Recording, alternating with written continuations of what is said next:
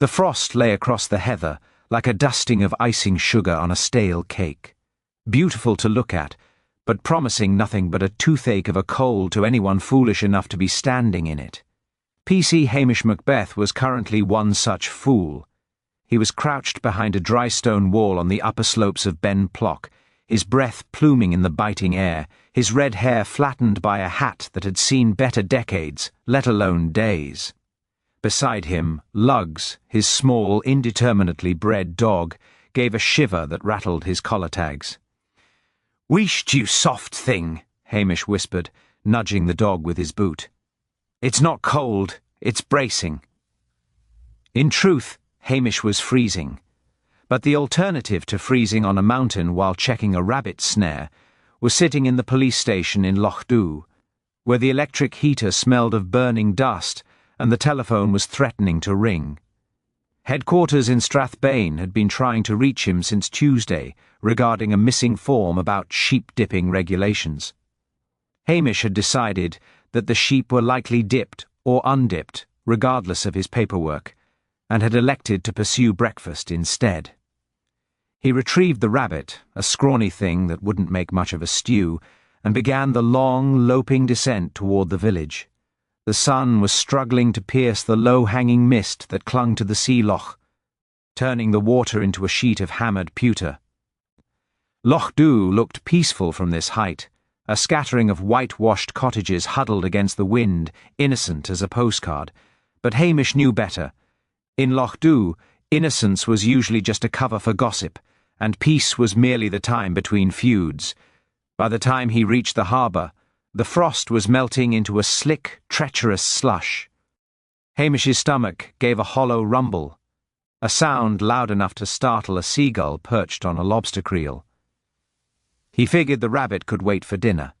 Breakfast required the hospitality of the Tommel Castle Hotel. He entered the hotel through the kitchen door, a strategic manoeuvre designed to avoid the manager, Mr. Johnson, while intercepting the chef.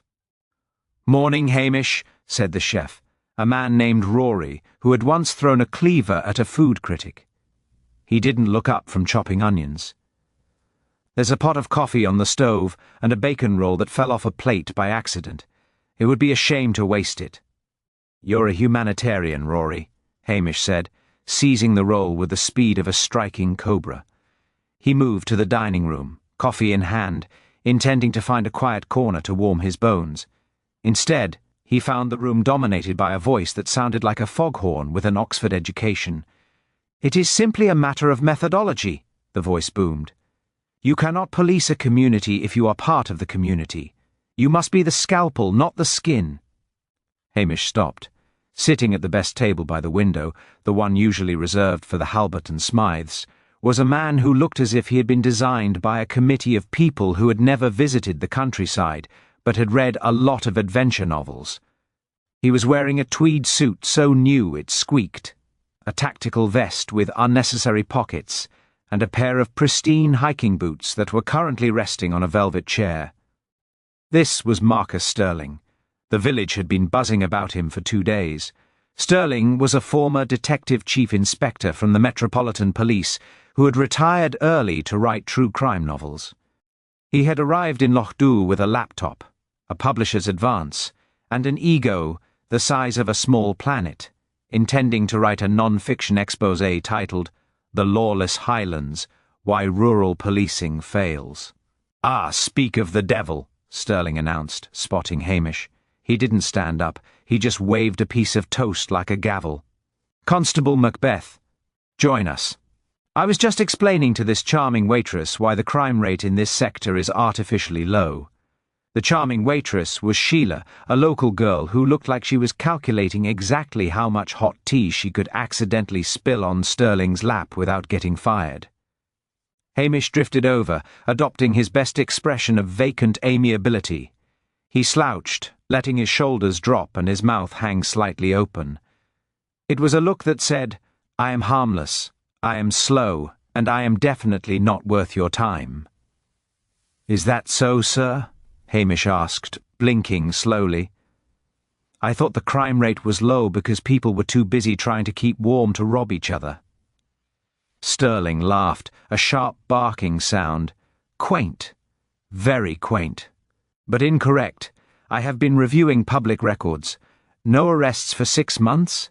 No major felonies in a year. It's statistically impossible.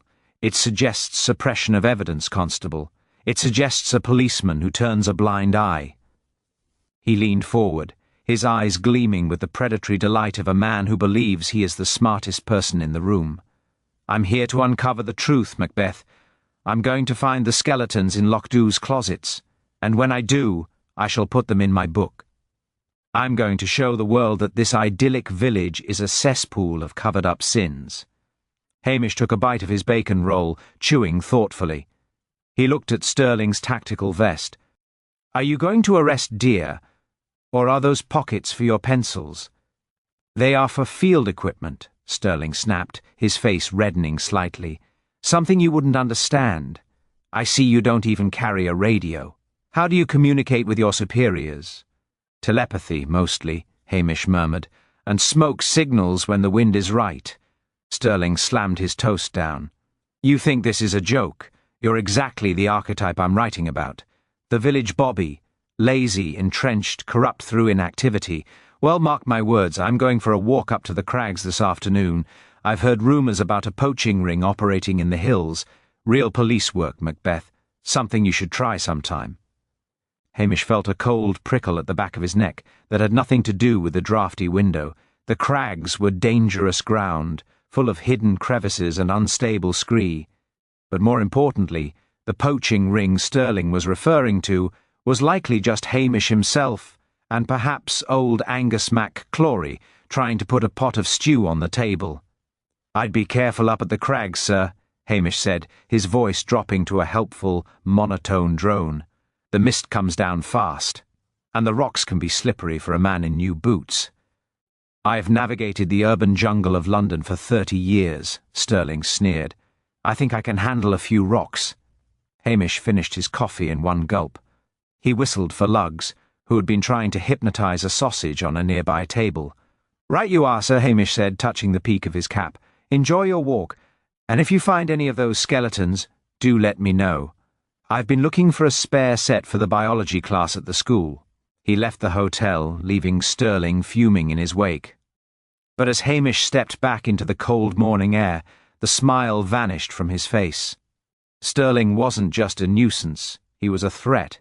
A bored, arrogant ex-detective digging for dirt in Lochdubh was like a man smoking a cigar in a gunpowder factory. Everyone in the village had something to hide, a minor tax evasion, a disputed land border, a past indiscretion. If Sterling kept poking, he wouldn't just find a story, he'd find a motive. Hamish looked up at the crags, looming dark and jagged against the brightening sky. Come on, Lugs, he sighed, buttoning his coat. We'd better do some real work. If that fool breaks his leg up there, Blair will never let me hear the end of it. He didn't know it yet, but a broken leg would be the least of Marcus Sterling's problems. The outsider had come to Lochdubh to write a tragedy, and the village, in its own grim way, was about to oblige him. The rabbit, much to Hamish's private sorrow, had turned out to be tougher than a boot sole and twice as stringy, but when stewed with enough onions and a generous splash of stout, it was edible enough to keep a man's soul inside his body. He was sitting at his kitchen table, mopping up the last of the gravy with a crust of bread, enjoying that rare, sacred hour of the afternoon when the village of Lochdubh collectively dozed. The wind was rattling the sash windows, a sound that usually comforted him, reinforcing the warmth of his small coal fire. Lugs was asleep on the rug, twitching in pursuit of a dream hare, and for a fleeting moment Hamish Macbeth allowed himself to believe that the day might end without further incident. It was, of course, a delusion. The universe had a particular way of punishing Hamish whenever he felt comfortable, and the retribution arrived not with a knock, but with a frantic hammering that threatened to take the blue paint right off the police station door. Lugs woke with a yelp, scrambling upright on the linoleum, claws clicking like hail.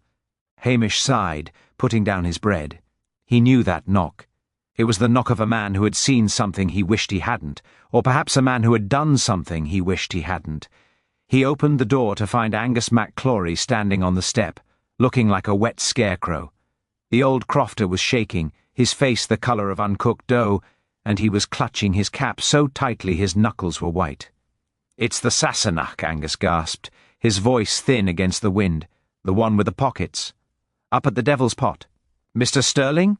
Hamish asked, leaning against the doorframe as if he had all the time in the world, though his stomach gave a heavy sinking lurch. "Is he complaining about the lack of signposts again? Or has he arrested a sheep for loitering?" "He's not complaining about anything, Hamish," Angus said, his eyes wide and fearful. "He's dead, stone dead, and he looks daft." Hamish closed his eyes for a second, mourning his quiet afternoon. "Right, I'll get my coat. You better come with me, Angus, and bring your flask. You look like you're about to faint." The trek to Devil's Pot was a miserable affair. The weather had turned, as it often did in Sutherland, from a bright, deceptive chill into a sullen, driving sleet that stung the face and soaked through layers of wool in minutes. Hamish walked with a long, loping stride, his head down against the gale, while Angus scrambled behind him, muttering prayers or curses. It was hard to tell which was in the wind. Lugs trotted stoically at Hamish's heels, looking thoroughly disgusted with the entire concept of police work. The Devil's Pot was a depression in the landscape near the high crags, a bowl of peat and bog water that never drained, surrounded by jagged rocks that looked like broken teeth. It was a place locals avoided, mostly because the footing was treacherous and the midges in summer were vicious enough to eat a man alive. When they crested the ridge, Hamish saw him. Marcus Stirling, the man who had come to expose the lawlessness of the Highlands, was lying face down in the centre of the shallow, brackish pool. He was indeed dead, and as Angus had noted, he looked tragically ridiculous. The ex-detective's pristine tactical vest was bulked out with so much equipment that he looked like a stranded turtle. His legs were splayed awkwardly on the bank, but his upper body was submerged in perhaps 6 inches of peat water. His expensive hiking boots, the ones he had rested so arrogantly on the velvet chair of the Tommel Castle Hotel, were clean and unscuffed, pointing toward the sky. Hamish held up a hand to stop Angus. "Stay here," he ordered, his voice shedding its usual sleepy drawl. "Don't step on anything, the ground is soft." Hamish moved forward, placing his feet carefully on the tufts of heather to avoid disturbing the mud. He reached the body and crouched. The silence of the place was oppressive, broken only by the hiss of the sleet. He didn't touch the body immediately. He looked. Stirling hadn't just fallen. The angle was wrong. To drown in 6 inches of water, a man has to be unconscious or held down. Hamish peered closer at the back of Stirling's head. The hair was matted and wet, but there was a distinct, dark swelling just above the collar of his jacket. A blow, or a fall against a rock? "He slipped, didn't he?" Angus shouted from the ridge, his voice trembling. "With all these new boots, he just slipped." Hamish didn't answer. He was looking at the mud around Stirling's legs. The rain was washing the signs away fast, but there were impressions, deep, sliding gouges where heels had dug in. A struggle, or just the frantic flailing of a dying man? He reached out and gently lifted one of the flaps on the tactical vest. It was filled with a high-end GPS unit, a laser rangefinder, a waterproof torch, and a Swiss Army knife thick enough to dismantle a tank. The weight of the vest alone would have made it difficult to get up if one fell face forward into muck, but not impossible, not for a fit man. Then Hamish noticed what was missing. At the hotel, Stirling had been brandishing a thick, leather-bound notebook. He had waved it like a weapon, threatening to fill it with Lochdubh's sins. Hamish patted the large breast pocket of the vest. Empty. He checked the side pockets. Protein bar, spare battery, compass, no notebook. Hamish stood up, wiping the rain from his eyes. He looked around the desolate landscape. The crags loomed above them, grey and indifferent. If someone had struck Stirling and pushed him, they had chosen their spot well. The peat would swallow footprints, and the rain would wash away the rest. "Who found him, Angus?" Hamish shouted, returning to the crofter. "I did," Angus said defensively. "I was—" Looking for a ewe, one of the black-faced ones. She wanders. Of course, Hamish said. He knew perfectly well Angus had been checking a snare line, likely the very poaching ring Stirling had been hunting. And you didn't touch him? I poked him with my stick, Angus admitted, looking at his boots. Just to see if he was sleeping. He didn't move. I ran straight for you. Hamish sighed. This was a mess. A high-profile former detective found dead in a peat bog in a village he had publicly threatened to expose. It smelled of murder, and worse, it smelled of the kind of murder that brought the big city police running. Right, Hamish said, pulling his radio from his pocket. The radio Stirling had mocked him for not carrying, though Hamish usually left it turned off to save batteries. You go back down, Angus. Go to the hotel. Tell Mr. Johnson to keep guests off the hill, and don't tell anyone else. Not a soul. Especially not the press. Is it murder, Hamish? Angus whispered. It's a wet man in a bog, Angus, Hamish said firmly. Let's not get ahead of ourselves. Now go. As Angus scrambled down the track, Hamish turned to the body. He felt a profound sense of annoyance. His quiet life was over. The rabbit stew was sitting heavily in his stomach, and now he had to make the call he feared most. He keyed the radio. Macbeth to headquarters. Come in. Static hissed back at him, followed by the bored voice of the dispatcher in Strathbane. Go ahead, Macbeth. Did you find that form yet? Never mind the form, Hamish said, his voice flat. I have a 10 to 34 at the Devil's Pot. It's the visitor. Marcus Stirling. He's deceased. There was a pause, and then the tone of the dispatcher changed instantly. Stirling? The ex-DCI? Are you sure? Unless he's practicing holding his breath for a very long time, I'm sure, Hamish said. Suspicious circumstances. Send the team. And you'd better tell Detective Chief Inspector Blair. He released the button and looked down at Luggs, who was shivering in the sleet. Well, boy, Hamish murmured, that's torn it. Blair will be here within the hour screaming like a banshee. He'll blame me, he'll blame the weather, and he'll probably blame you for looking shifty. He walked back to the body and stood guard, huddled in his greatcoat like a heron in a storm. He watched the water lap around Stirling's ears. The arrogance was gone now, washed away by the peaty water. All that was left was a tragic, foolish lump of humanity. But Hamish's mind was racing behind his sleepy hazel eyes. The missing notebook was the key. Someone hadn't just wanted Stirling dead, they wanted his silence. And in a village as small as Lochdubh, silence was a commodity that people were willing to kill for. He thought about the people Stirling had insulted in the hotel, the chef, the waitress, the locals at the bar. He thought about the poachers Stirling was hunting. You were a fool, Hamish whispered to the corpse. You came here looking for wolves, and you forgot that the sheep have teeth too. The wind howled across the crags, carrying with it the faint, distant sound of a siren. The invasion had begun. Hamish reached into his pocket, pulled out a solitary, squash cigarette and lit it, cupping the flame against the sleet. He would enjoy these last few minutes of peace, standing vigil over the man who had hated him, before the circus arrived to trample the evidence. The solitude of the Devil's Pot was shattered not by a singular arrival, but by an invasion. The first sign was the cacophony of sirens wailing against the wind, a sound that sent the few remaining grouse scattering into the mist. Then came the vehicles, 3 marked police cruisers and an unmarked saloon that bottomed out violently on the track, tearing its exhaust pipe on a hidden rock with a shriek of tortured metal. Hamish Macbeth watched the spectacle with the impassive gaze of a man watching a very slow, very noisy train wreck.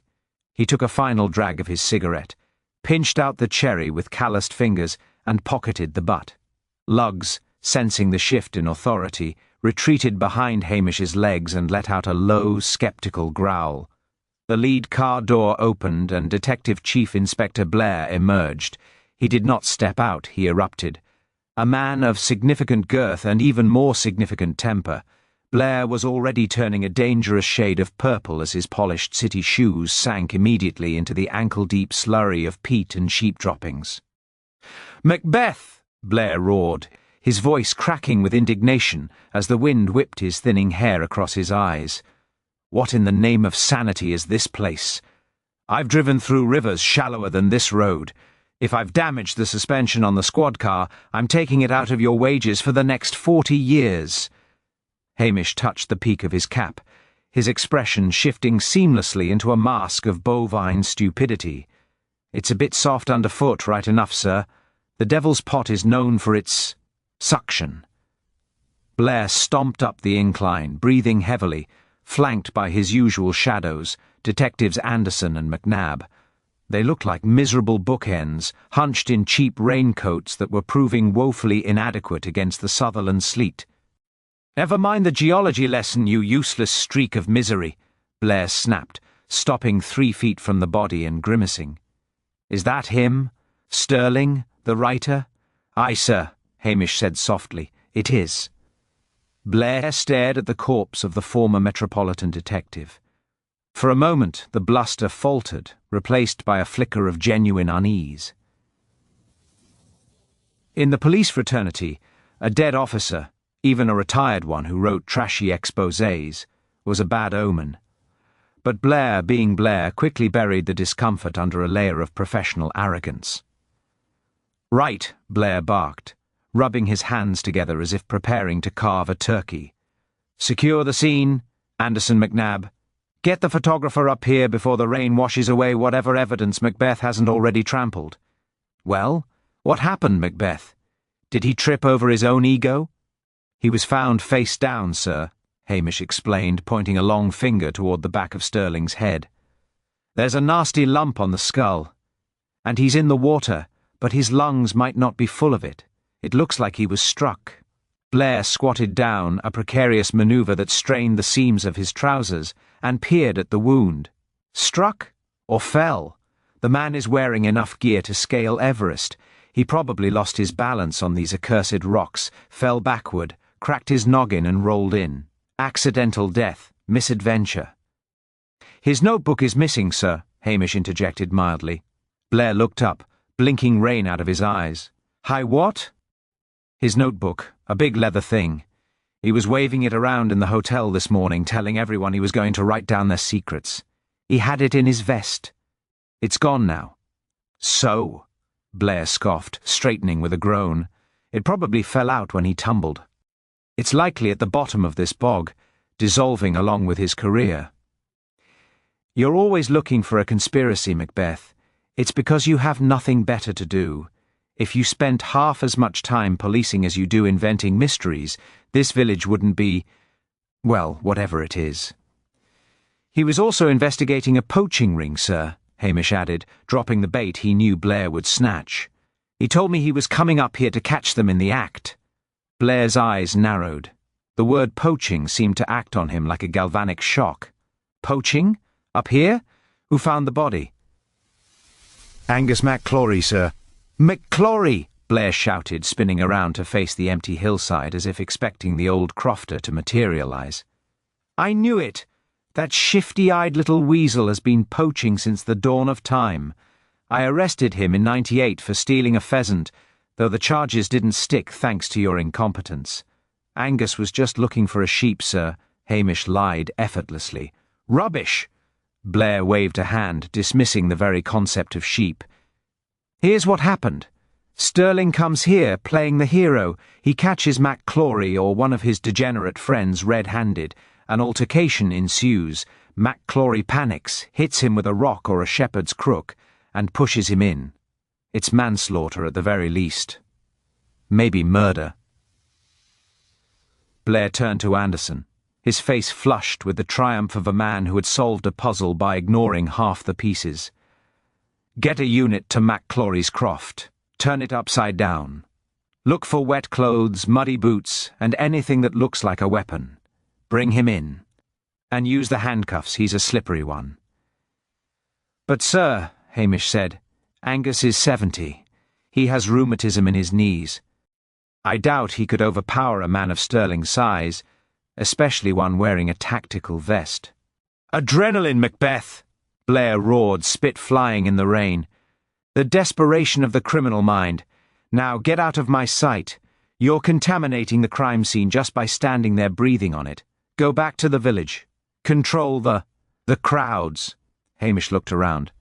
The crowd consisted of 2 sheep and a very wet crow. Right you are, sir, Hamish said, his voice trailing off into a submissive mumble. I'll just head back and make sure the traffic doesn't get gridlocked. And Macbeth, Blair shouted as Hamish began to leave. Don't think you're getting overtime for this. You should have prevented this. If you'd been patrolling the hills instead of sleeping in your station, Stirling might still be alive. I'll bear that in mind, sir, Hamish recalled. He walked down the track, lugs trotting happily at his side. He kept his head down, looking for all the world like a scolded schoolboy, but as soon as he was out of earshot of the shouting detective chief inspector, his posture changed. The slump vanished from his shoulders. His stride lengthened. Blair had taken the bait. He was going to spend the next 24 hours tearing Angus MacClory's life apart, searching for a murder weapon that didn't exist and a motive that didn't fit. It was exactly what Hamish wanted. While Blair and his heavy-footed team were chasing the obvious, Hamish was free. The notebook wasn't at the bottom of the bog. Hamish had checked the mud too carefully. There were no drag marks to suggest it had slid away. Someone had taken it. Someone who knew Stirling had it. And that meant the killer wasn't a panicked poacher. It was someone who had met Stirling, spoken to him, and feared what he was writing. Hamish reached the bottom of the track and climbed into his battered Land Rover.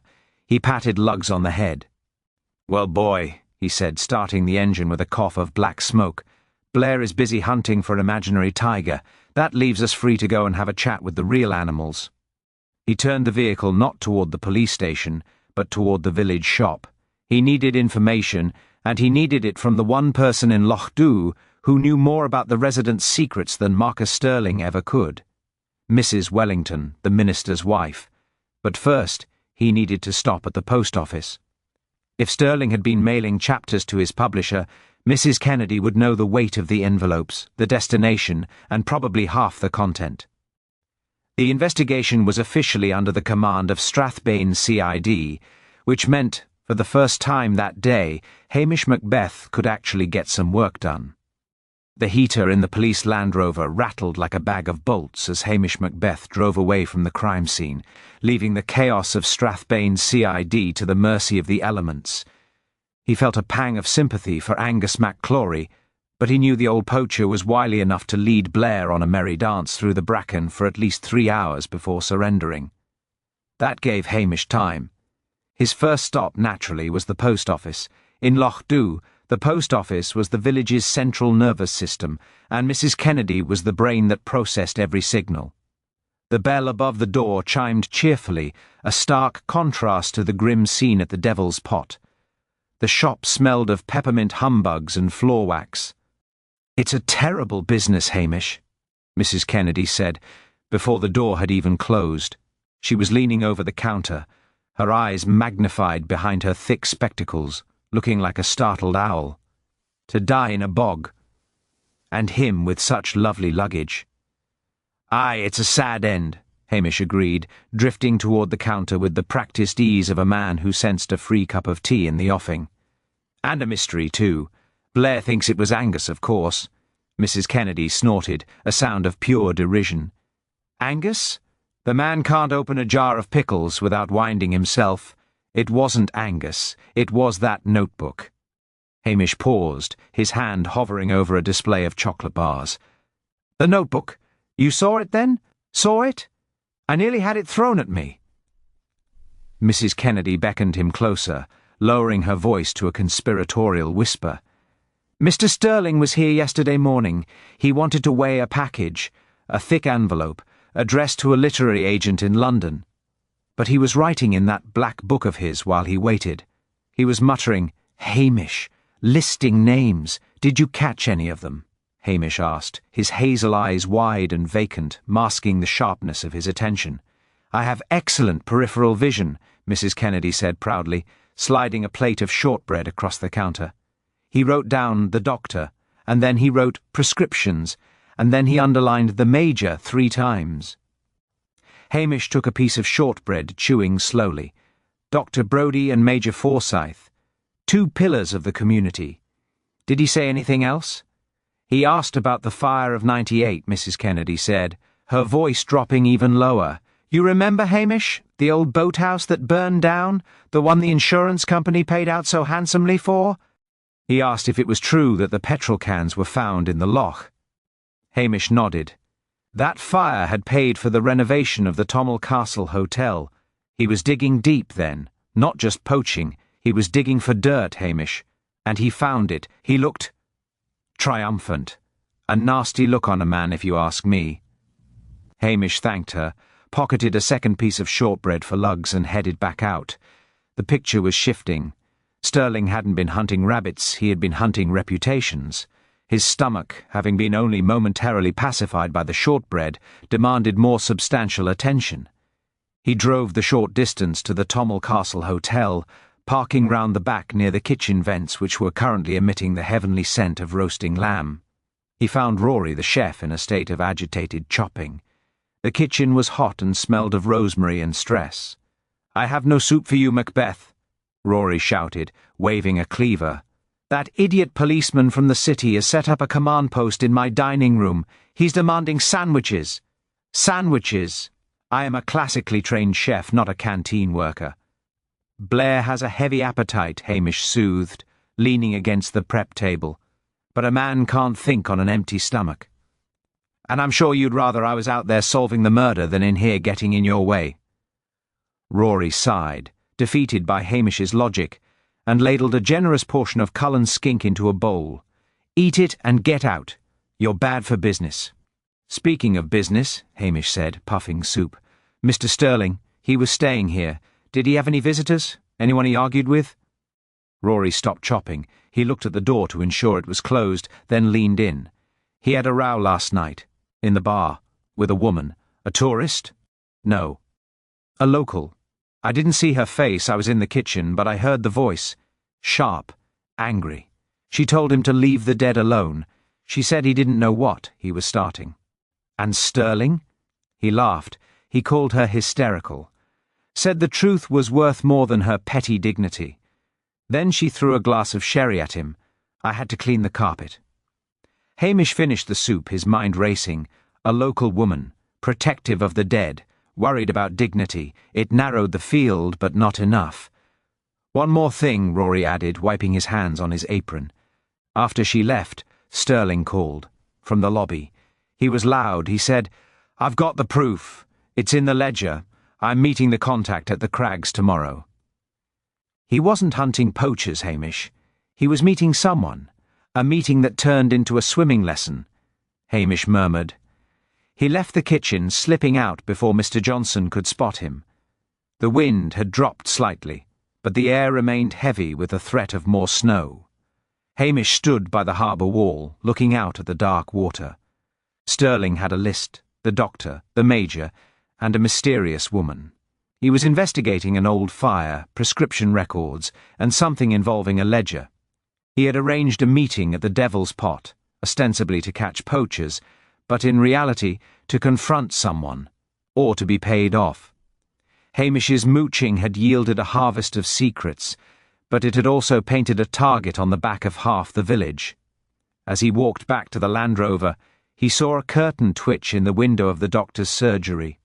Further up the hill, the lights were on in Major Forsyth's study, though it was barely afternoon. Lochdubh was watching. And somewhere, behind one of those twitching curtains, was a person who had decided that a dead detective was safer than a published author. Hamish climbed into the driver's seat, scratching Lugs behind the ears. "Well, Lugs," he said softly, "it seems Mr. Stirling wasn't writing a book about the Highlands.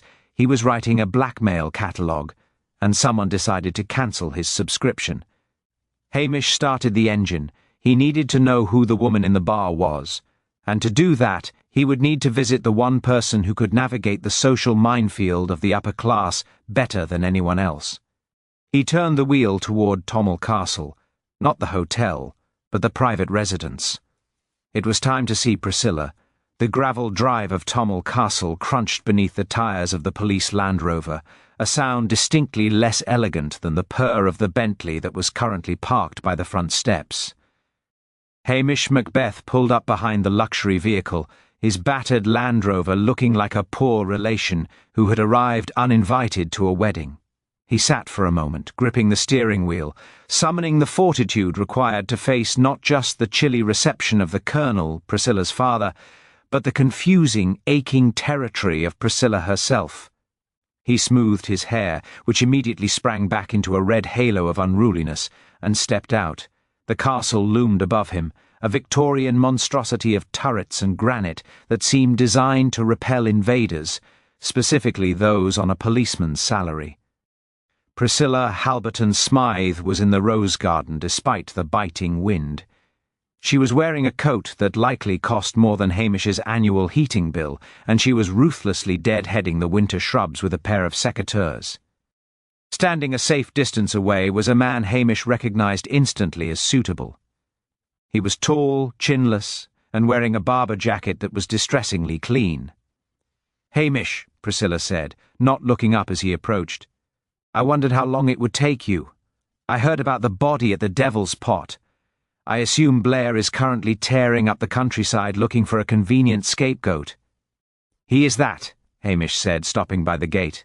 He nodded to the chinless man. "Afternoon. This is Timothy," Priscilla said, waving the sceptre vaguely. "He's in banking. Timothy, this is P.C. Macbeth. He's the local law, such as it is." Timothy looked at Hamish with the mild, terrifying, polite disinterest of the very rich. Charmed. "I say, is it true you fellows carry truncheons? Or is that just a myth?"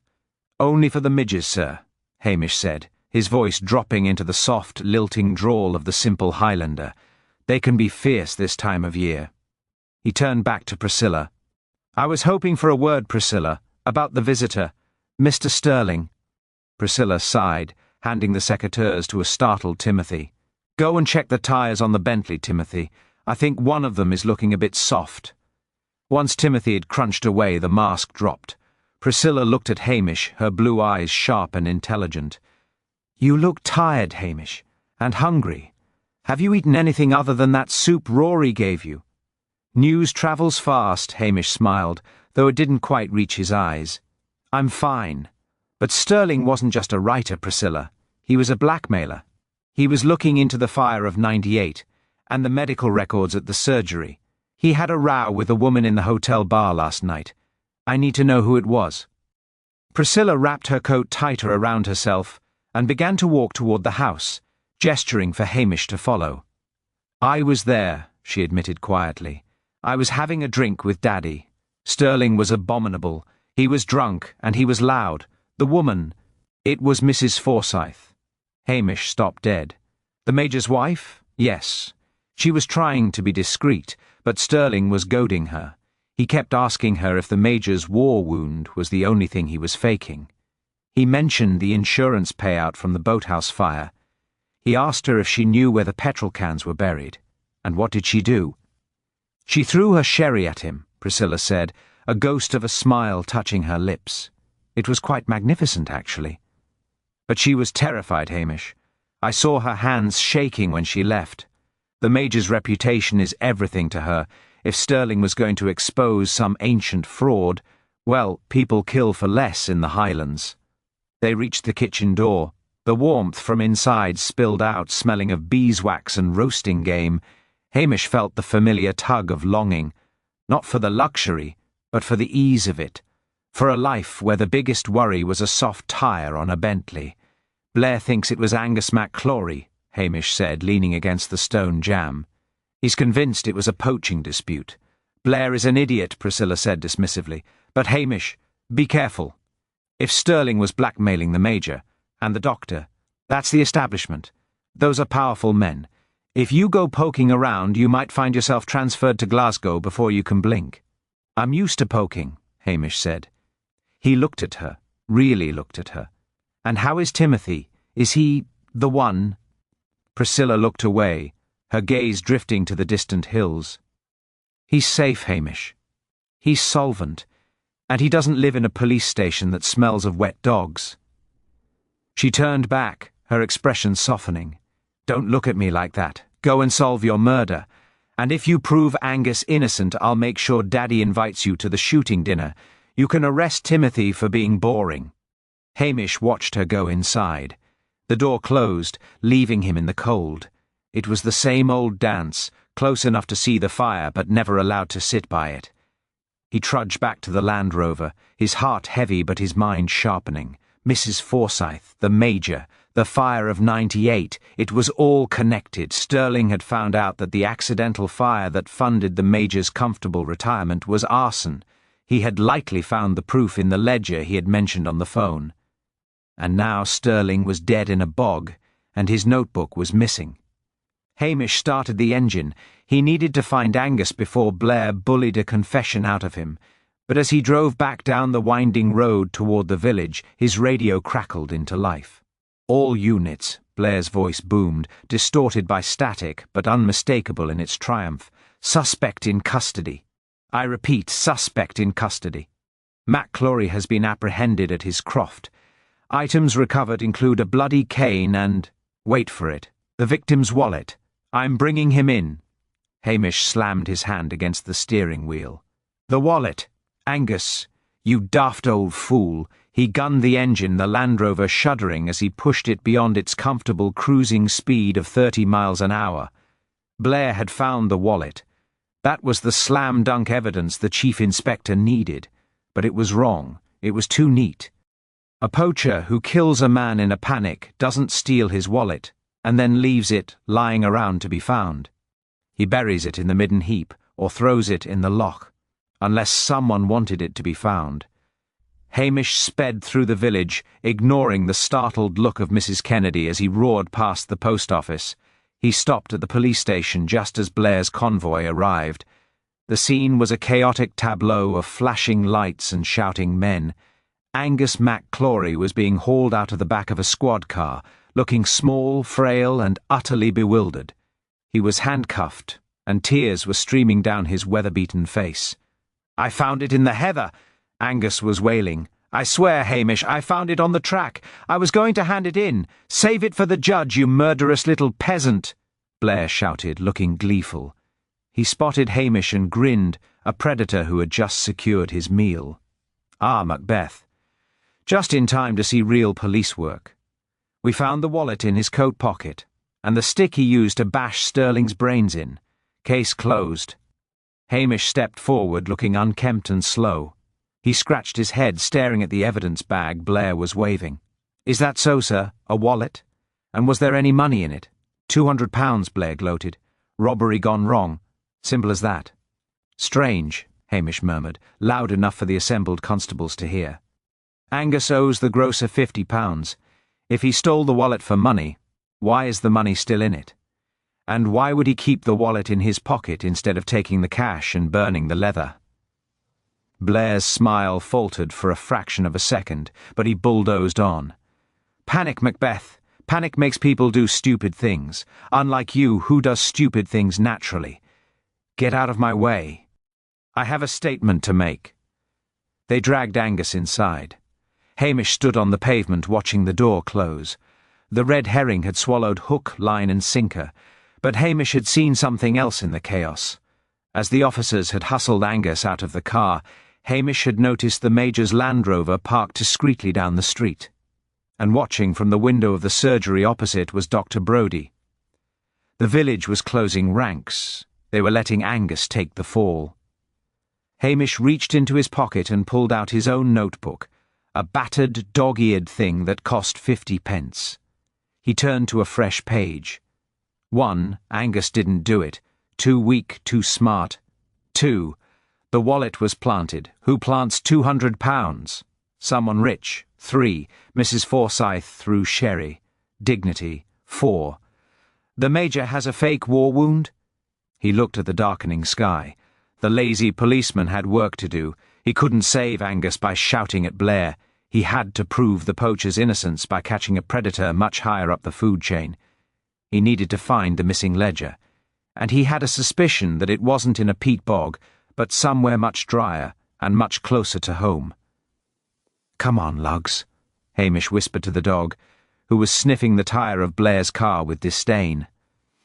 "Let's go and see if the Major is in the mood for a visitor. I think it's time we talked about the war. The drive to Major Forsyth's residence was short, but the silence inside the Land Rover was heavy.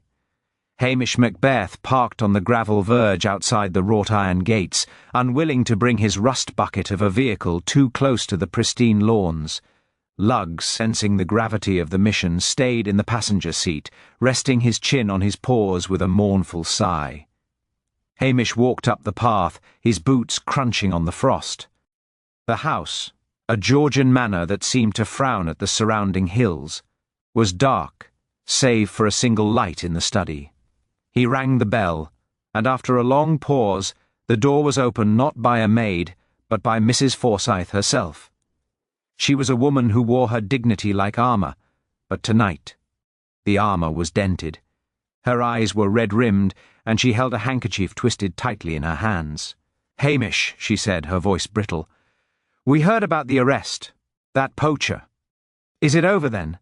"That's what Detective Chief Inspector Blair says," Hamish replied softly, stepping into the hall before she could close the door. "But I'm afraid there are a few loose ends, Mrs. Forsyth. Loose ends that might trip us all up if we're not careful." She hesitated, then led him into the study. The Major was sitting in his leather armchair, a tartan blanket draped over his legs, a glass of whisky trembling in his hand. He looked older than he had yesterday, his military bearing slumped into the shape of a frightened old man. "Macbeth," the Major grunted, not meeting Hamish's eyes. "Come to crow, or just to stare?" "Neither, sir," Hamish said, taking off his cap and holding it against his chest. He adopted his most non-threatening, slightly dim-witted persona. "I was just wondering about the fire, the boathouse fire in '98. Mr. Sterling seemed very interested in it." The Major's glass rattled against the side table as he set it down. Sterling was a ghoul, digging up ancient history. It was an accident. The insurance company settled it years ago. "Aye, they did," Hamish said, wandering to the fireplace and warming his hands. "A handsome payout, I heard, enough to fix the roof and perhaps settle some other debts. But Sterling didn't just talk about the fire, did he? He talked about the leg." The room went deathly still. The only sound was the crackle of the logs. Hamish turned to face them. He wrote the Major in his book. And he wrote prescriptions. Now, I'm no doctor, but it strikes me as strange that a man with a shrapnel wound from the Falklands would need the kind of medication usually prescribed for, well, gout. Mrs. Forsyth let out a small sob and sank onto the sofa. The Major closed his eyes. "It wasn't a shell, was it, Major?" Hamish asked gently. "It was a horse, or a fall, or maybe just bad luck. But a war hero gets a pension. A war hero gets respect. A clumsy fall gets nothing but pity." "He knew," the Major whispered, his voice cracking. "He found the old medical files, God knows how. He threatened to publish it, to tell the regiment, the club, everyone. He wanted £10,000 to keep quiet about the leg and the fire. He said he had proof I paid a local lad to drop a match in the boathouse." "So you met him at the Devil's Pot?" Hamish asked. "I couldn't," the Major snapped, throwing the blanket off his legs. "Look at me, man. I can barely walk to the bathroom. Do you think I could hike up to the crags in a storm and wrestle a man like Sterling into a bog? I'm a cripple, Macbeth. Fake hero or not, the pain is real enough." Hamish looked at the Major's swollen red joints. It was true. The man could hardly stand. He certainly couldn't have dragged a heavy body through the peat, or hiked back down without collapsing. "I believe you," Hamish said. "But someone went up there. Someone who knew about the blackmail. Someone who wanted to protect you." He looked at Mrs. Forsyth. She was weeping silently, but her hands, delicate, manicured hands, were not the hands of a killer. She didn't have the strength to strangle a cat, let alone a burly ex-detective. "Who else knew?" Hamish asked. "Who manages your prescriptions, Major?"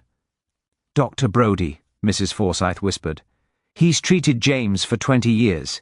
He adjusted the records. To help with the pension application. We were desperate, Hamish. The estate was failing." Hamish felt the pieces click into place with the precision of a well-oiled lock. Dr. Brodie, the pillar of the community, the man Sterling had underlined in his notebook. If the Major was exposed as a fraud, Dr. Brodie wouldn't just be embarrassed, he would be struck off. He would lose his license, his practice, and his pension. He would face prison for fraud. "The doctor," Hamish murmured, "and I recall seeing him watching the arrest today. He looked very relieved." Hamish excused himself, leaving the broken couple in their study. The motive wasn't money. It was a shame, the terrifying, suffocating fear of social ruin. Sterling hadn't just threatened a bank account, he had threatened to dismantle the very identity of the village elite. Hamish drove back down the hill, his mind racing. He had the motive, but he had no proof. The notebook was gone. The Major's testimony would only implicate himself in fraud, not prove Brodie committed murder. Hamish needed to catch the doctor with the evidence. He pulled the Land Rover into a lay-by near the surgery. The lights were off, but Dr. Brodie's Volvo was parked in the driveway of his adjacent house. Hamish sat in the darkness, watching. Dr. Brodie was a fastidious man. He was known for his immaculate appearance, his clean car, and his orderly life. If he had hiked up to the Devil's Pot, he would have been covered in mud. Peat is unforgiving. It stains everything it touches. Hamish slipped out of the Land Rover, leaving lugs to guard the flask of tea. He moved silently through the hedgerow, mooching in the way only he could, a shadow moving within shadows. He crept toward the garage. The garage door was closed, but there was a side window. Hamish peered in. By the light of a street lamp, filtering through the glass, he saw the doctor's car, and next to it, on a workbench, sat a pair of hiking boots.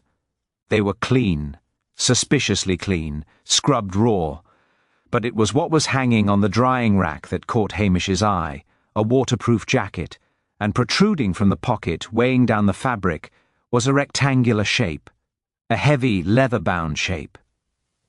Hamish drew back, his breath misting on the glass. Brodie hadn't destroyed the notebook. Why? Because it contained proof of Major's fraud? Or because Brodie, like all blackmailer's victims, wanted to know exactly what Sterling had on him before he burned it? Or perhaps, in his panic, he had simply forgotten to check the pockets of his own coat after snatching it from the corpse. Hamish stepped back from the window. He had the who and the why. Now he needed the how. He couldn't just break in. Blair would throw the case out for a legal search, and Brodie would walk free while Angus rotted in a cell. He needed Brodie to reveal himself. He needed to set a trap. He walked back to the Land Rover, a plan forming in his mind. It was risky. It relied on Brodie's arrogance and Blair's incompetence, two things Hamish could always count on. He picked up the radio microphone, switching it to the general channel, knowing that the doctor, like many in the village, had a scanner to listen in on emergencies. "Macbeth to headquarters," Hamish said, his voice laced with excited, foolish urgency. "Come in, headquarters." "Go ahead, Macbeth," the bored dispatcher replied. "I'm at the Devil's Pot," Hamish lied, staring at the doctor's house.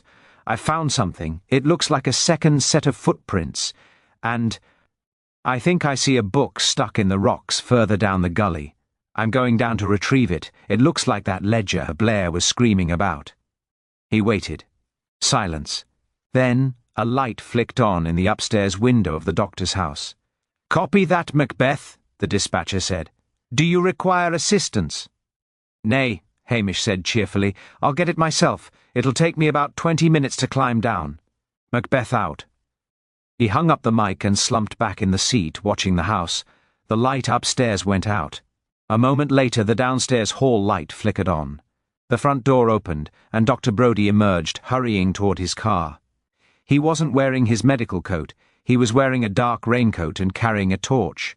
Hamish smiled, a thin, wolfish expression in the dark. The doctor was going back to the scene of the crime to ensure his secrets stayed buried, and Hamish Macbeth would be waiting to welcome him. The Land Rover's engine protested with a sound like a bag of spanners being thrown down a staircase as Hamish Macbeth forced the vehicle off the main road and onto the old drover's track that cut across the moor. It was a shortcut, only in the loosest sense of the word.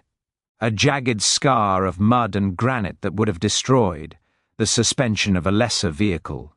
or perhaps a newer one. But Hamish's Land Rover was held together mostly by rust and optimism, and it scrambled up the incline with the stubborn determination of a mountain goat. Beside him, Luggs let out a long, shuddering sigh, pressing himself into the tattered upholstery of the passenger seat as the vehicle listed violently to the left. "Hold on, you soft lump," Hamish muttered, wrestling the steering wheel as the headlights swept across the desolate expanse of wet heather. "If we don't beat the doctor to the top, we'll have to explain to Blair why we let a murderer catch a cold. He had a 10-minute head start, but Dr. Brodie drove a Volvo with traction control and heated seats, while Hamish was driving a metal box that leaked. The race was not to the swift, but to the one who knew which bog holes were deep enough to swallow a car whole. Hamish knew every inch of this terrain. He knew that the dip near the standing stones was a trap, and that the ridge by the blasted oak offered a hard surface of slate that would carry them straight to the Devil's Pot. He killed the headlights as they neared the summit, driving the last quarter mile by the pale, ghostly light of the moon that was struggling through the storm clouds.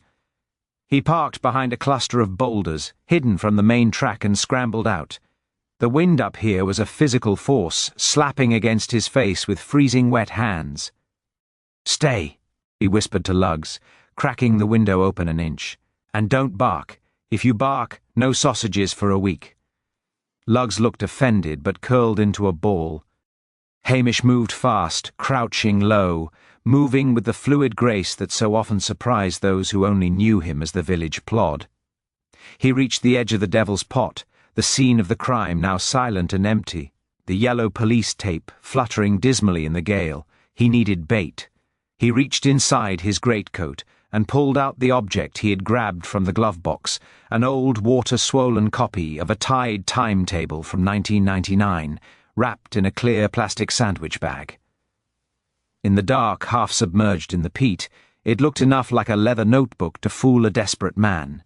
He slid down the bank, his boots finding purchase in the mud, and wedged the packet between two rocks near the water's edge, exactly where he had claimed to see it over the radio. Then he retreated, scrambling back up the slope to nestle himself deep into a patch of bracken that smelled of wet decay and sheep. He didn't have to wait long. The twin beams of headlights cut through the darkness, sweeping across the heather before coming to a halt near the start of the track. An engine died. A car door slammed, not with the solid thunk of composure, but with a hasty, frightened rattle. A beam of light danced erratically down the path. Dr. Brodie was moving fast, too fast for the terrain. Hamish watched as the respected physician slipped, stumbled, and cursed, his voice snatched away by the wind. He was wearing the waterproof jacket Hamish had seen in the garage, and he looked nothing like the calm, clinical figure who presided over the village's ailments. He looked like a man unravelling. Brodie reached the edge of the depression and swung the torch beam wildly around. "Macbeth?" he shouted, his voice thin and cracking. "Constable?" There was no answer but the wind. Brodie hesitated. He swept the light onto police tape, then down into the hollow. The beam caught the reflection of the plastic bag wedged in the rocks. Hamish saw the doctor's body language change instantly. The fear was replaced by a predatory focus. Brodie scrambled down the bank, sliding on his backside for the last few feet, heedless of the mud ruining his trousers. He splashed into the shallow water, grabbing the packet with both hands. "Got you," Brodie hissed, clutching the ledger to his chest. He didn't open it. He didn't check it. He just stood there, breathing hard, relief washing over him so visibly that Hamish could almost feel it. "Grand night for a read, isn't it, Doctor?" Hamish's voice drifted from obscurity, conversational and polite. Brodie spun around, nearly dropping the torch. He shone the beam up the slope, blinding Hamish for a second. "Macbeth, you startled me. I saw your lights. I came to help." "That was very kind of you," Hamish said, standing up and slowly walking down the slope, his hands deep in his pockets. He looked harmless, a lanky silhouette against the grey sky. "But I'm confused, Doctor. I called headquarters. How did you know I was here?" I have a scanner," Brodie stammered, clutching the packet tighter. I listened to it for accidents, medical emergencies. I thought you might need a doctor. For a book." Hamish stopped 10 feet away. I didn't know literature could be fatal, though I suppose Mr. Sterling's writing was bad enough to bore a man to death. Brodie laughed, a high, brittle sound. "Yes. Well, I saw you found it. The ledger. I'll take it. I should hand it to Blair personally. He's staying at the hotel." "Oh, I wouldn't worry about that," Hamish said, taking another step closer. "Blair is busy arresting Angus MacClory. He thinks Angus killed Sterling for £200 silly. Really, Angus hasn't got the strength to strangle a chicken, let alone a big man like Sterling. It would take someone who knows exactly where to hit, someone who knows anatomy. The carotid artery, perhaps, or a precise blow to the base of the skull." Brodie went very still. The torch waved in his hand. "I don't know what you're implying, Hamish. It was a poacher. Everyone knows that. Sterling knew things too, didn't he?" Hamish continued, his voice hardening just a fraction. "He knew about the Major's leg. He knew it wasn't shrapnel. He knew about the prescriptions you wrote to help a friend get a pension he didn't deserve. That's fraud, Doctor. Strikes off the medical register. Prison time, maybe. But murder? That's a life sentence." "It's not murder," Brodie snapped, the facade crumbling. "It was self-defense. He was going to ruin us. He was laughing at us, Hamish. He stood right there." Brodie pointed to a rock near Hamish's feet and demanded £10,000. "He said the Major was a pathetic cripple and that I was a backstreet quack. I just wanted the book back. I pushed him. I didn't mean to— You didn't mean to hit him, or you didn't mean to hold him face down in the peat until the bubbles stopped?" Hamish asked softly. Brodie looked down at the packet in his hands. He looked at Hamish, alone on the moor. He looked at the heavy maglite torch in his hand, a metal tube that weighed as much as a truncheon. "You're alone, Hamish," Brodie whispered. The panic was gone, replaced by a cold, clinical calculation. "Blair thinks it's Angus. The village thinks it's Angus. If you were to slip in the dark, it would just be another tragedy. A clumsy policeman on a dangerous night." "I wouldn't do that, Doctor," Hamish said, keeping his hands in his pockets. "You're a healer. You took an oath." "I took an oath to do no harm," Brodie said, raising the torch, his knuckles white. "But Sterling has cancer. And sometimes to cure the patient you have to cut out the infection." He stepped on Hamish, water splashing around his boots. He was desperate, he was cornered, and he was armed. Hamish stood his ground, looking for all the world like a man who had forgotten to bring a weapon to a knife fight. "Just give me the book, Doctor," Hamish said, sounding almost bored. "It's not worth it. It's worth everything," Brodie snarled, and he lunged.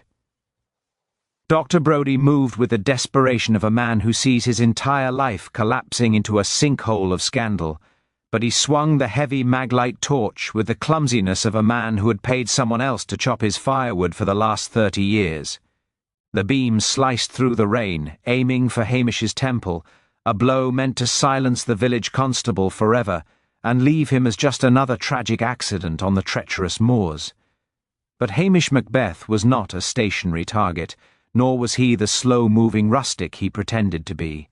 He had spent a lifetime navigating the slick, shifting terrain of the Sutherland Hills, while Dr. Brodie had spent his navigating the carpeted hallways of the surgery and the golf club.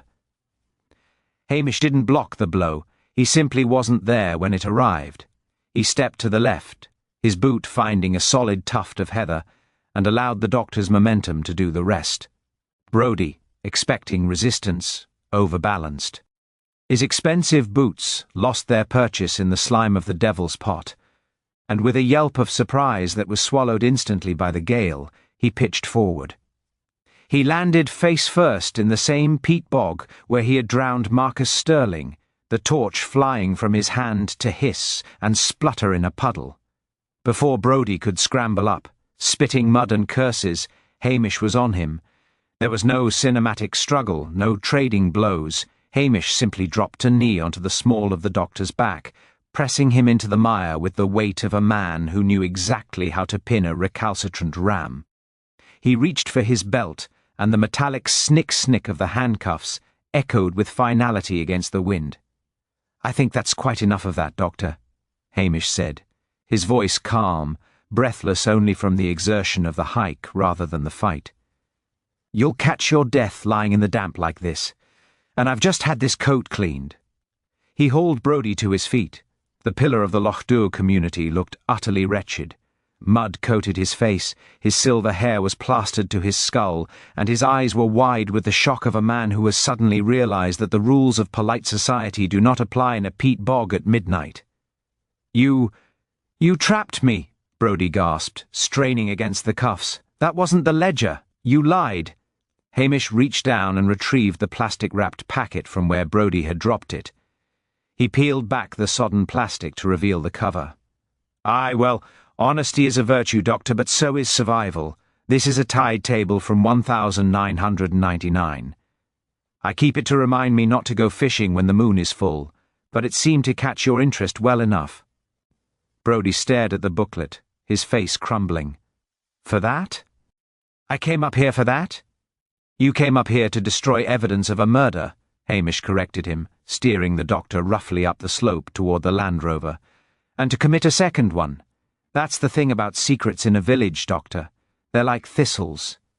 You pull one up, and you find the roots go deeper than you thought, and they're covered in thorns."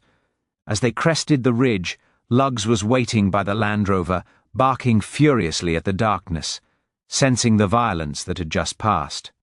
Hamish opened the rear door and ushered Brodie inside, not gently. The doctor slumped onto the seat, shivering violently, the adrenaline crash leaving him hollowed out. Hamish climbed into the driver's seat and started the engine. The heater blasted lukewarm air into the cab, smelling of wet dog and diesel. He didn't turn on the radio. He let the silence stretch, heavy and suffocating, as they bounced back down the drover's track. "I didn't plan it," Brodie whispered eventually, his voice sounding small in the darkness.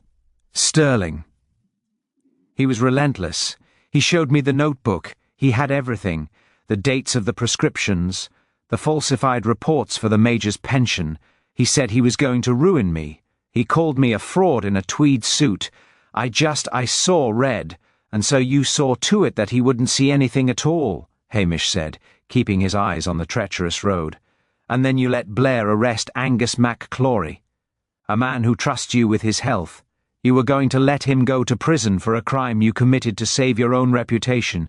That's a special kind of medicine, Doctor." Brodie wept then, ugly, jagged sobs that filled the small cabin. Hamish felt no pity. He felt only a weary satisfaction. The lazy policeman had done his job, but now came the harder part, the politics. If Hamish marched into the station and announced he had solved the case single-handedly by setting a trap, he would be a hero. Headquarters would notice. The promotion board would notice.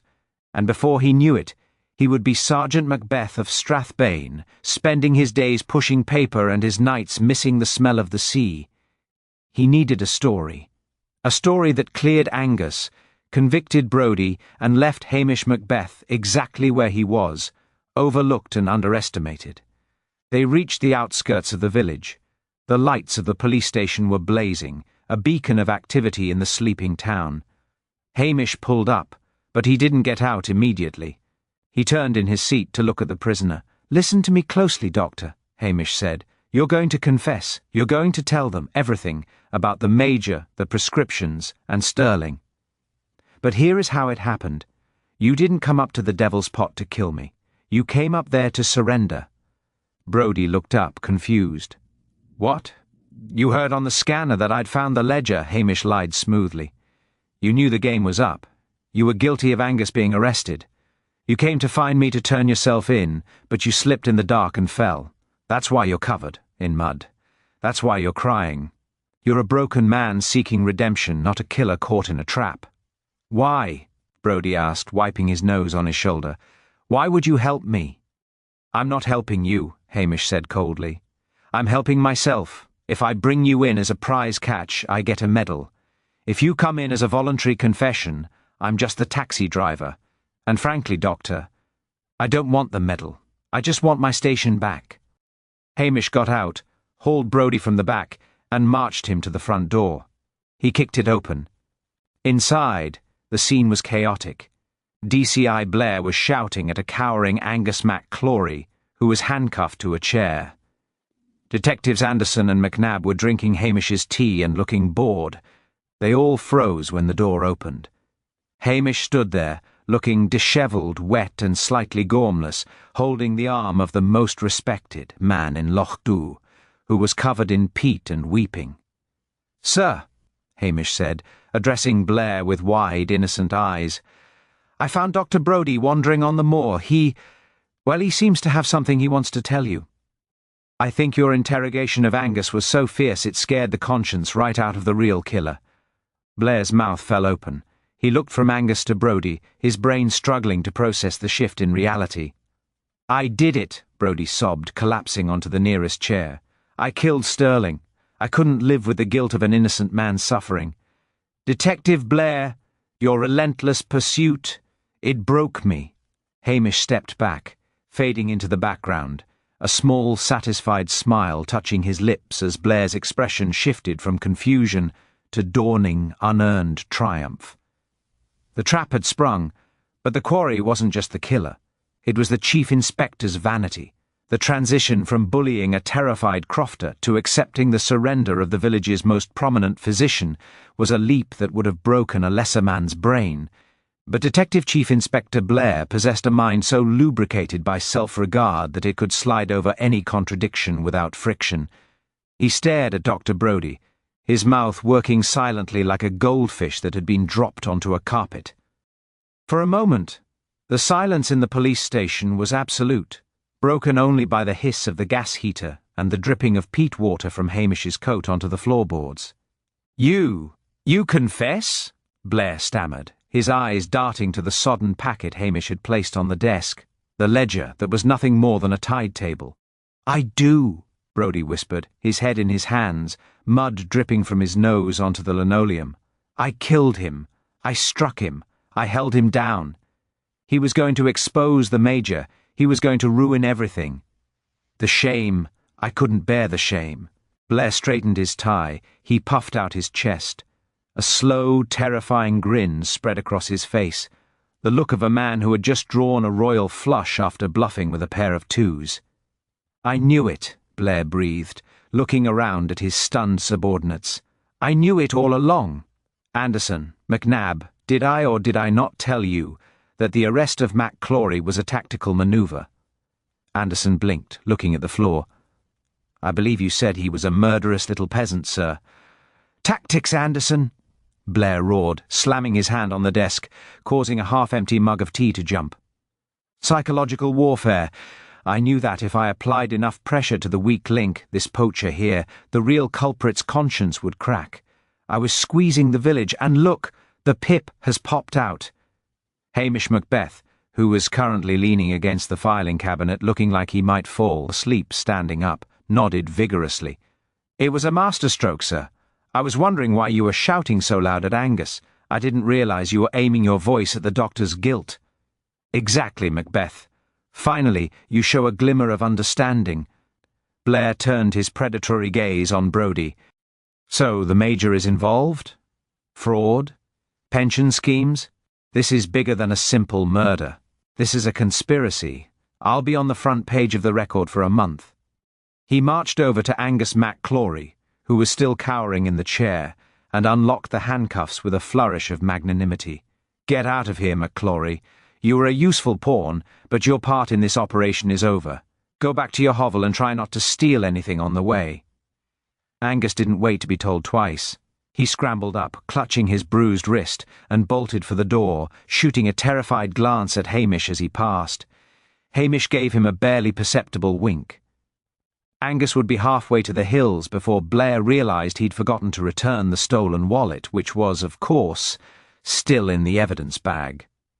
"Right," Blair commanded, turning back to the room, his energy manic. "Anderson, read the doctor his rights. McNabb, get the car. We're taking him to Strathbane tonight. I want a full statement while he's still pliable. And someone got me the Major's file. We'll be paying him a visit in the morning." Hamish stepped forward, holding up a hand. "If I might suggest, sir, the Major isn't going anywhere. He can barely walk. If you go knocking on his door at midnight, the shock might kill him before you can get a statement. And the press loves a war hero, even a fake one. It might look better if you apprehended him with dignity in the daylight." Blair paused, considering the optics. He imagined the headlines, "Hero Detective Shows Mercy to Fallen Soldier." "You have a point, Macbeth. Rare, but valid." "Very well. We take Brodie. We secure the confession. We will come back for the Major tomorrow." He looked at Hamish with a sneer. "And what did you contribute, Macbeth? Besides finding the suspect wandering about in the dark?" "Nothing, sir," Hamish said, casting his eyes downward humbly.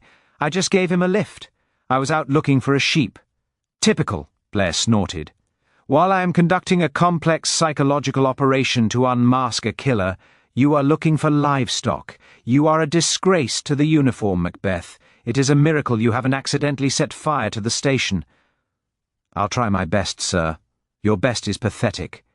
Clean up this mess. There's mud everywhere." Blair grabbed his coat. "Come on, team. We have a long drive ahead." And someone called the superintendent. "Tell him I've cracked it. Tell him it was intuition." The whirlwind of activity that followed was brief and violent.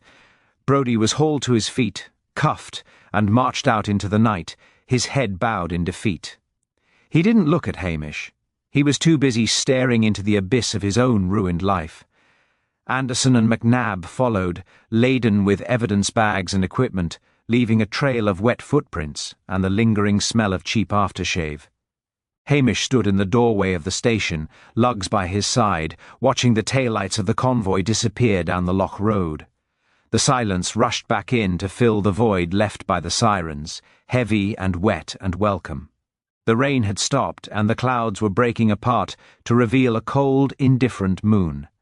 "Well, lugs," Hamish sighed, reaching into his pocket for a cigarette that was miraculously dry. "That's that. The doctor is gone, the Major is ruined, and Angus is free to poach another day." He lit the cigarette, the flare of the match illuminating the tired lines of his face. He felt no triumph. Dr. Brodie had been a pompous man, yes, and a fraud, but he had been a fixture of the village. He had delivered babies and set bones. He had also killed a man to save face.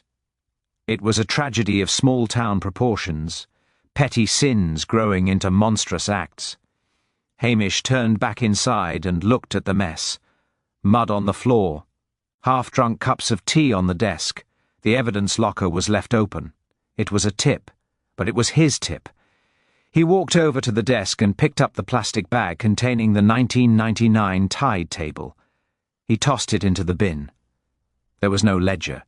Brodie had burned the real one in his fireplace hours ago. Hamish had smelled the charred leather on the doctor's clothes in the Land Rover, but the confession was real enough.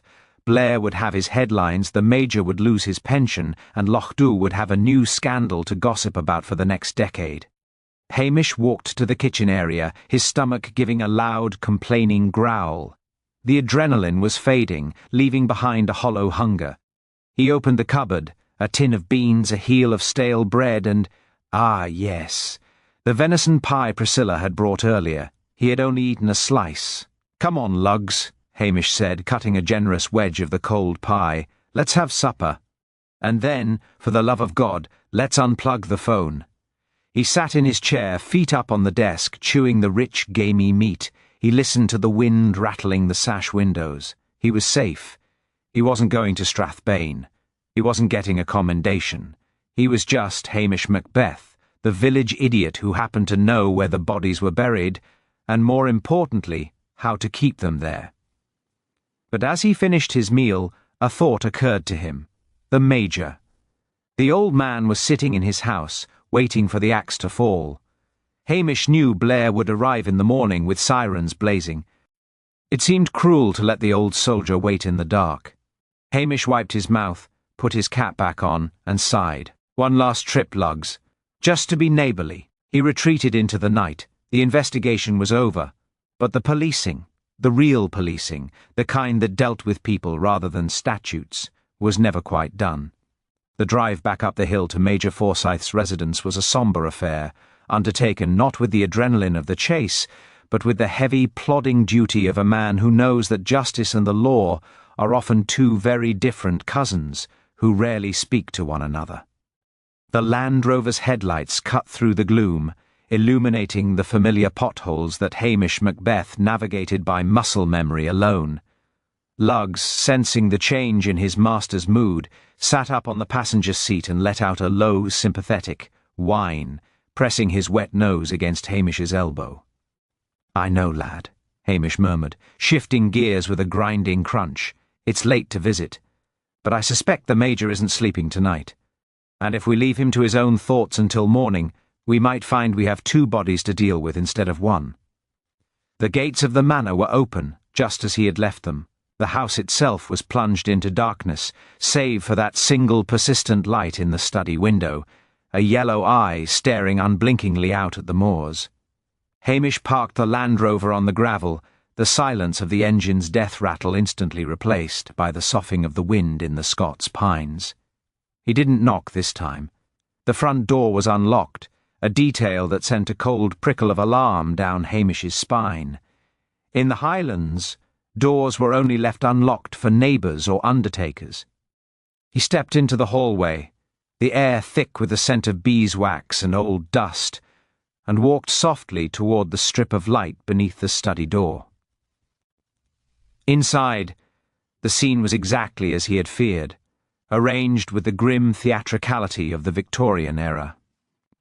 Major Forsyth sat in his leather armchair, rigid as a board. On the small table beside his whisky glass lay a Webley service revolver, its dark metal dull in the lamplight. Mrs. Forsyth was nowhere to be seen, likely banished upstairs to spare her the sight of what the Major considered the honourable way out. The Major looked up as Hamish entered, his eyes glassy and vacant. He didn't seem surprised. "Macbeth," he croaked, his voice sounding like dry leaves skittering on pavement. "You're early. I thought Blair would send the van in the morning." "Blair has already gone, Major," Hamish said, closing the door softly behind him and leaning against it, his posture deliberately slouching and unthreatening. "He's halfway to Strathbane by now. He has Dr. Brodie in the back of his car." The Major's hand, which had been inching toward the revolver, froze. Brodie. But why? Because Brodie confessed. Hamish lied, moving into the room and eyeing the whisky bottle with the casual interest of a thirsty man. He confessed to everything: the murder of Marcus Sterling, blackmail, and the fraud. He told Blair that he manipulated your medical records without your knowledge to secure a higher pension. Also, he could keep you as a dependent patient. A very controlling man, the doctor. Terrible business.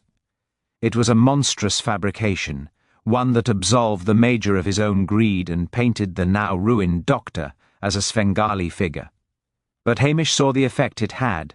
The strain in Major's shoulders snapped. The old man slumped back into the chair, the air rushing out of his lungs in a long, ragged sigh. He said that?" the Major whispered. "Aye," Hamish said, finally reaching the table and casually placing his hat over the revolver, removing it from the conversation. Blair swallowed it whole, of course. He likes a single villain. It makes the paperwork easier.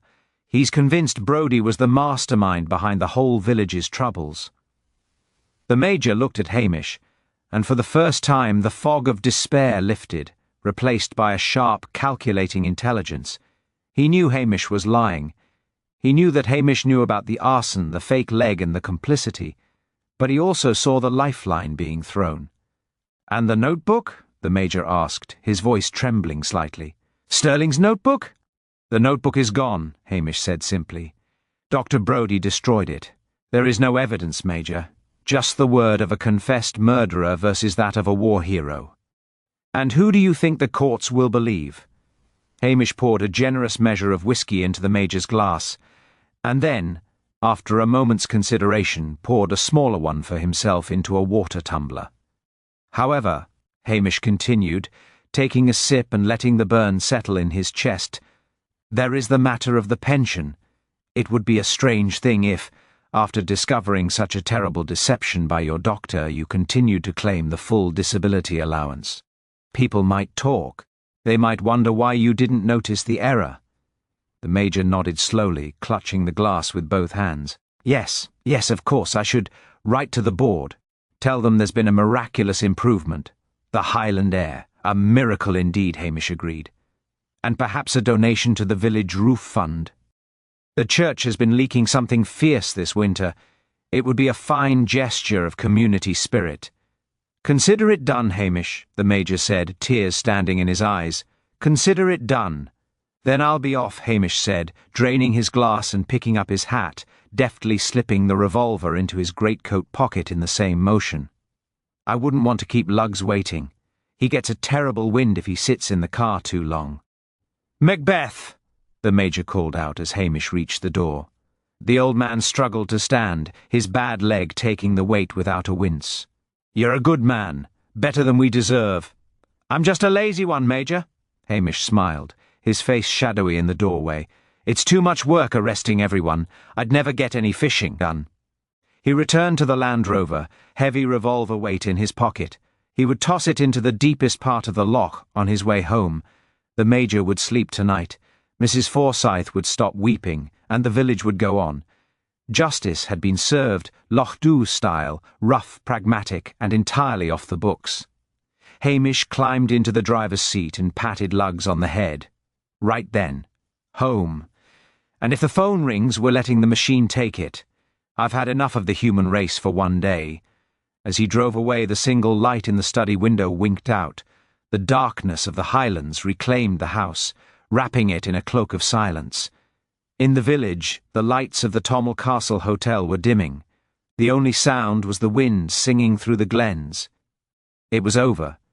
The outsider was gone, the secrets were buried, and Hamish Macbeth had once again managed to save the peace without losing his own. The black water of Lochdubh accepted the Webley revolver with a sullen, heavy splash that was swallowed instantly by the night. Hamish Macbeth stood on the end of the breakwater, watching the ripples spread and vanish in the gloom. It was the final act of a drama that would never be written in any police report. A secret burial for a weapon that had never been fired but had threatened to end a life all the same.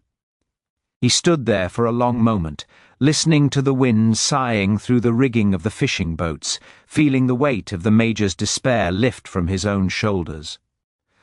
The law required evidence, procedure, and punishment, but the Highlands required balance, and Hamish had always been more concerned with the latter. He climbed back into the Land Rover, Lugs shivering on the seat beside him, not from cold, but from the lingering tension of the night. Hamish scratched the dog's ears, a rough, affectionate gesture. "It's over, boy," he whispered. "No more bodies, no more blackmail, just us and a tin of beans." The following morning broke with a deceptive innocence, the sky a pale, washed-out blue that promised warmth it had no intention of delivering. Hamish slept late, a luxury he justified by telling himself he was recovering from operational fatigue, though in reality he was simply avoiding the inevitable fallout of success. When he finally emerged from the police station, blinking in the sunlight, the village was already buzzing with the peculiar energy that follows a scandal. He made his way to the Tommel Castle Hotel, ostensibly to check that the crime scene tape had been removed from the bar, but mostly because he knew Rory the chef would have heard the news from Strathbane. He found Rory in the kitchen, aggressively kneading dough. On the counter lay a copy of the Highland Gazette. The headline was bold and uncompromising: "Strathbane Ace cracks the Craggs killer. DCI Blair hero of the Highlands." Hamish picked up the paper, a slow smile spreading across his face. The article described a brilliant tactical operation led by the uncompromising detective chief inspector who had braved the treacherous moors to apprehend a dangerous murderer. There was a photo of Blair looking stern and visionary, with a blurred figure in the background that might have been Hamish holding a torch, or possibly a fence post. "A national hero," Rory snorted, throwing a handful of flour onto the table. He came in here this morning before he left, demanding a victory breakfast. Ate 3 eggs and didn't leave a tip. If that man is a genius, Hamish, then I am the Queen of Sheba. He has a certain presence, Hamish agreed, folding the paper. But he got the job done. The doctor is in custody. The village is safe. And you? Rory looked at him shrewdly. You were just the driver, I suppose. That's what the radio said. Local assistance provided by PC Macbeth. Driving is a very responsible job, Rory, Hamish said, eyeing a tray of fresh scones cooling on the rack.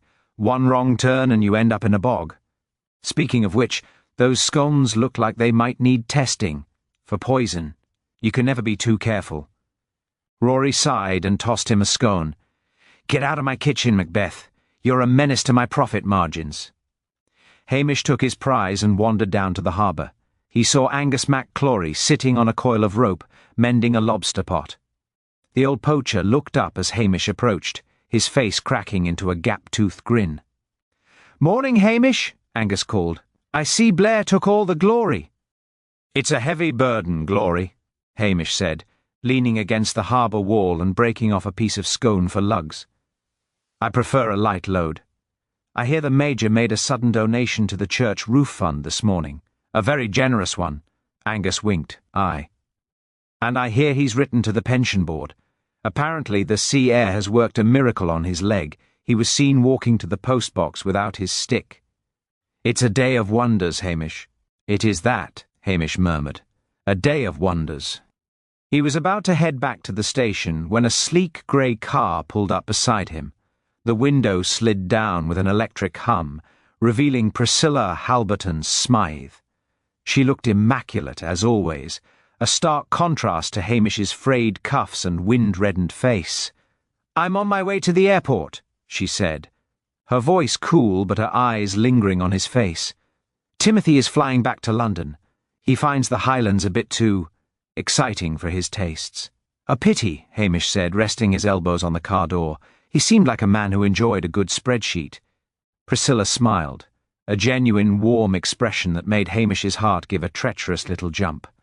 I saw the paper, Hamish. Blair looks very pleased with himself. Daddy is relieved, of course. He was worried the scandal would affect the shooting season. But I know who really solved it. Blair is a very capable officer, Hamish lied, his expression vacant. You're a terrible liar, Hamish Macbeth, Priscilla said softly. But you're a very good policeman.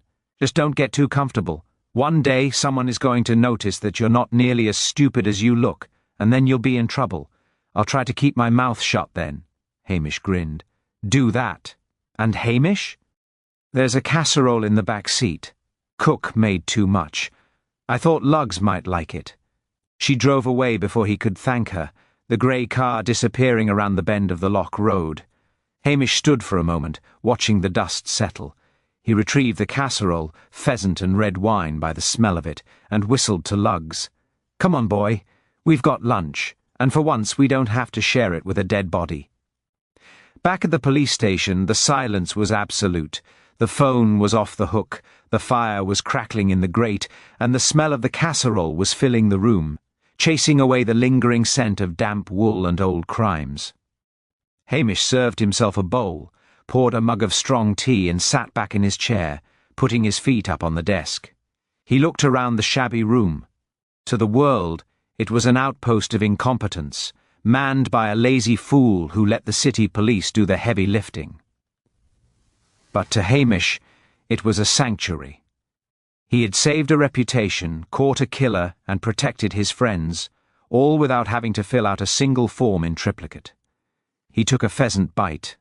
It was delicious. Outside, the wind began to pick up again, rattling the window pane with the promise of fresh rain. A tourist bus rumbled past, the faces of strangers pressed against the glass, looking for the romantic wild Highlands. They wouldn't see the secrets buried in the peat, or the lies told in the manor houses. They would just see a sleepy village and a small police station with smoke curling from the chimney. Hamish closed his eyes, listening to the rhythm of the day returning to normal. The lazy policeman had survived another storm. He reached for his mug, sighed with deep, profound contentment. and let the world go by. There would be other murders, other mysteries, and other loud detectives from the city. But for now, there was just the fire, the food, and the glorious, uninterrupted peace of Lochdubh.